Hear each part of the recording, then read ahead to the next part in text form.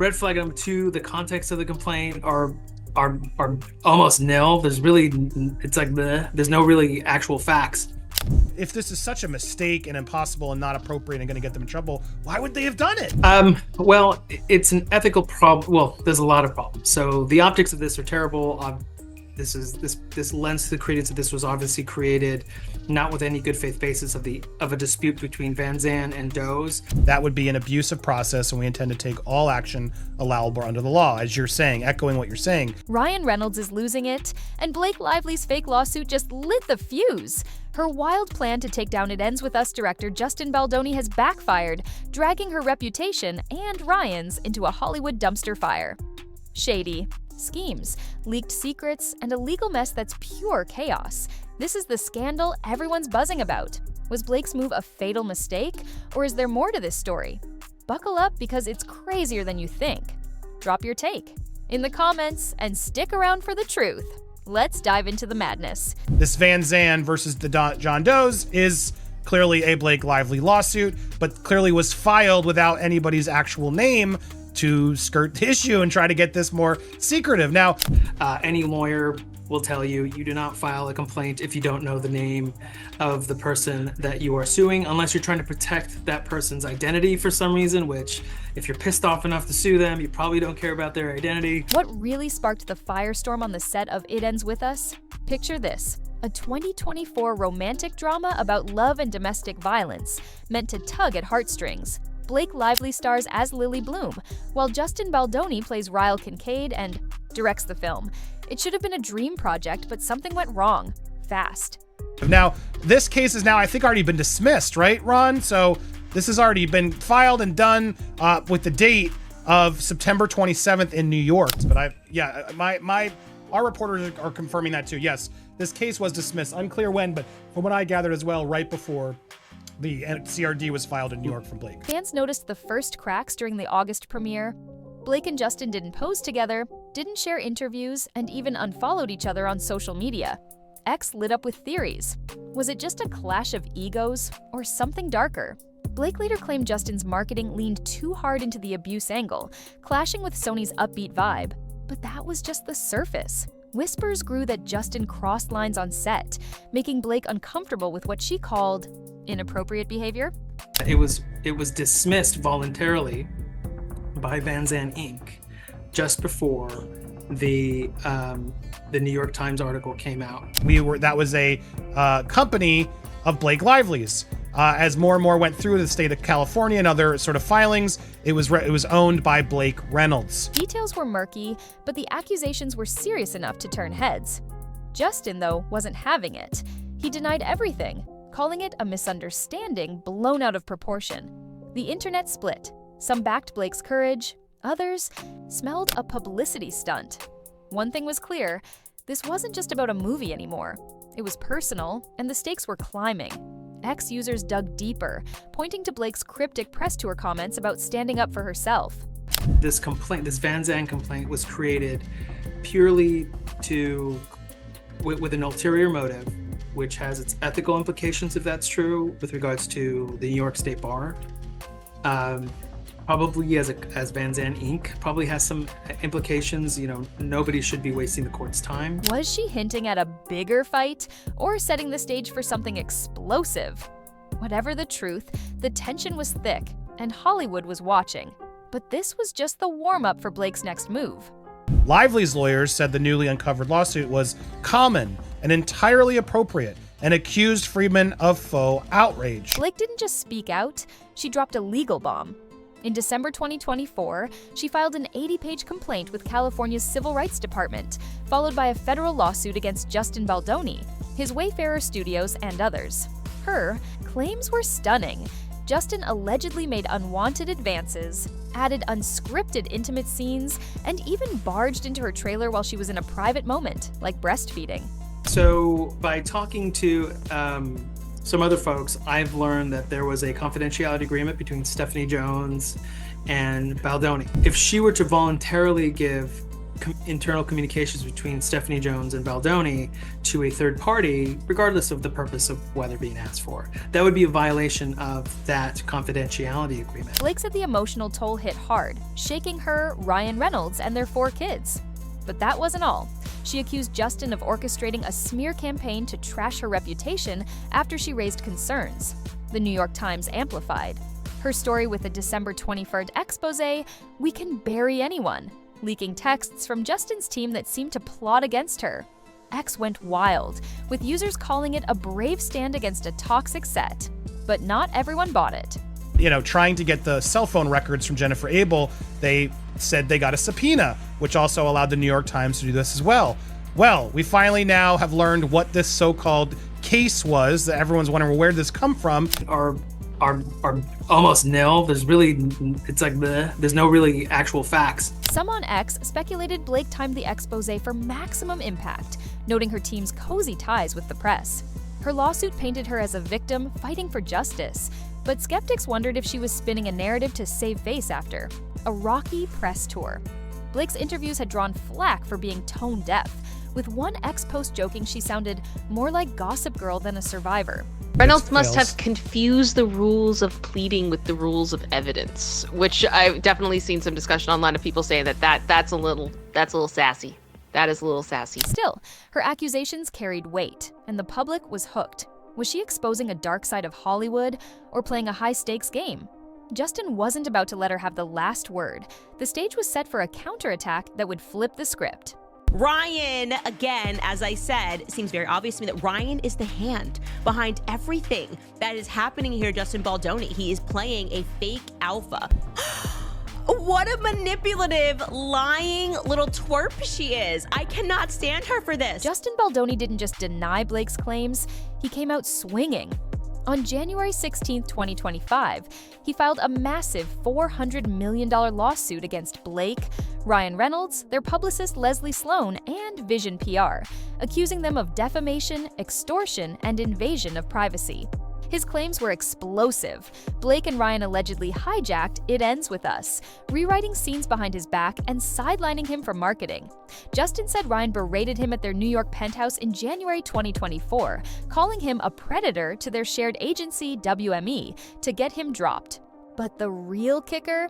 Justin's team pointed to Deadpool and Wolverine. They claimed Ryan's character Nicepool, with a man bun and feminist lines, was a deliberate jab at Justin's woke image, filmed after their heated meeting. Ex-users ran with it, noting Blake voiced Ladypool, who kills Nicepool in the film. Was it a coincidence or a Hollywood burn? Justin's lawsuit didn't stop there. He accused Blake of fabricating the harassment story to deflect from her own PR. Missteps like her flippant press tour interviews. Blake's posts compared the feud to Depp versus Heard, with some calling Blake's claims a weaponized victim card. Others backed Justin, citing his charity work and clean record. The lawsuit also targeted the New York Times, with Justin filing a $250 million libel suit over their expose, claiming it cherry-picked texts to favor Blake. The internet was a battlefield, and no one was neutral. Was Justin fighting for his name, or just muddying the waters? One thing was certain, a shadowy move by Blake's team was about to raise bigger questions. A mysterious company, a fake lawsuit, and a web of secrets. What was Blake hiding? In September 2024, Vanzan Inc., a company tied to Blake and Ryan, filed a bizarre lawsuit against John Does in New York.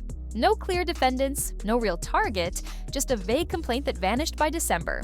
Baldoni's team called it a straw lawsuit, a sneaky ploy to subpoena private phone records, including those of Justin's publicist Jennifer Abel. The timing was suspicious. The lawsuit dropped right before Blake's New York Times expose, suggesting a coordinated hit.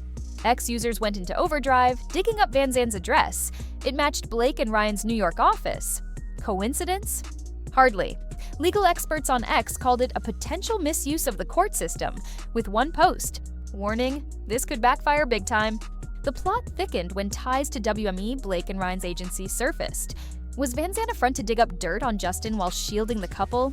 Speculation swirled that Blake's team used the subpoena to frame Justin for a smear campaign they'd orchestrated. X posts labeled it Shady as HL, with memes of Blake as a legal mastermind gone rogue. But the risks were real. If courts found Vanzan's move unethical, Blake and Ryan could face professional fallout, maybe even sanctions.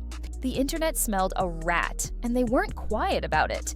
Was this a clever trick to control the narrative, or a desperate grab for leverage? Whatever it was, it pulled back the curtain on a bigger Hollywood game.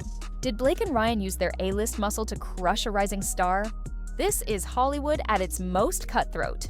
Justin's lawsuit claimed Blake and Ryan leveraged their WME clout to sideline him from It Ends With Us.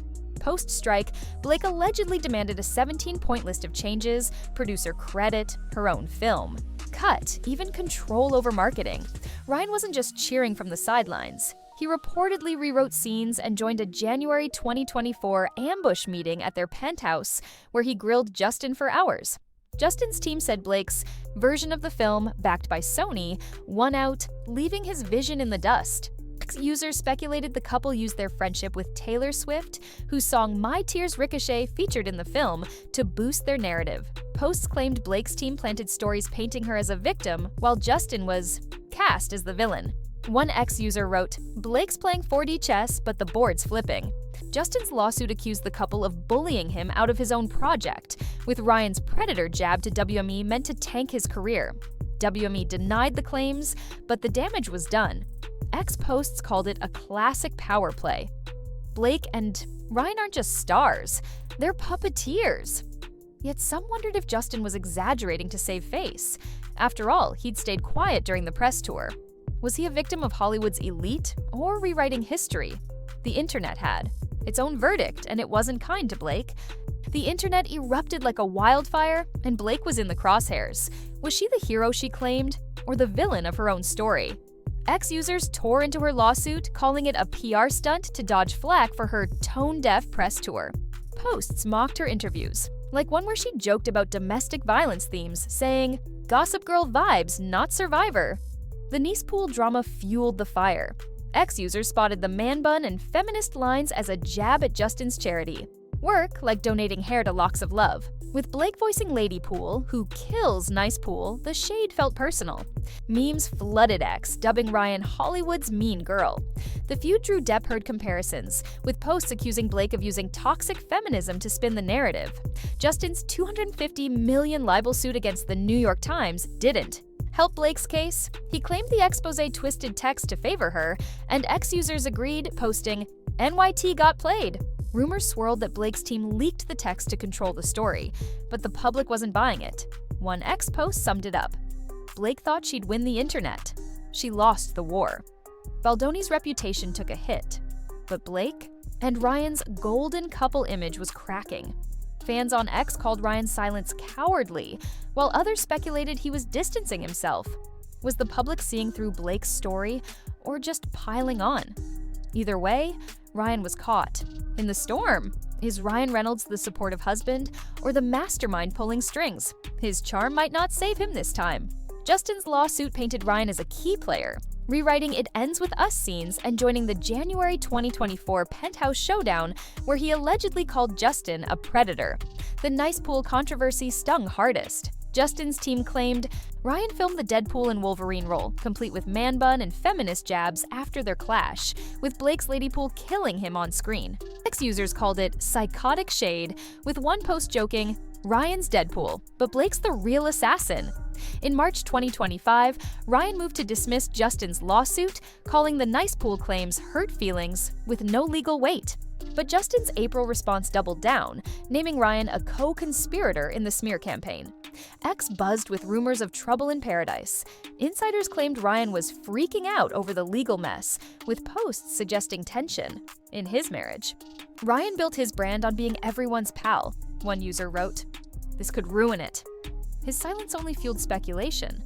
Was he quietly backing Blake, or trying to dodge the fallout?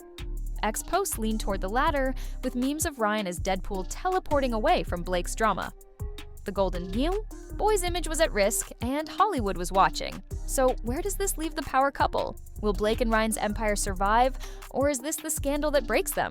This saga's got it all. Blake's bombshell claims of inappropriate behavior, Justin's $400 million counterattack, a shady Vanzan Inc lawsuit, and Nice Pool's not-so-subtle shade. Justin's reputation is battered, but Blake and Ryan's perfect image is crumbling. With a March 2026 trial looming, questions linger. Was Vanzan a dirty trick? Is Nicepool proof of bullying? Who's telling the truth? This isn't just about a movie. It's about power, lies, and who controls Hollywood's narrative. Drop your take in the comments. Team Blake or Team Justin? Hit subscribe for more secrets as this drama unfolds.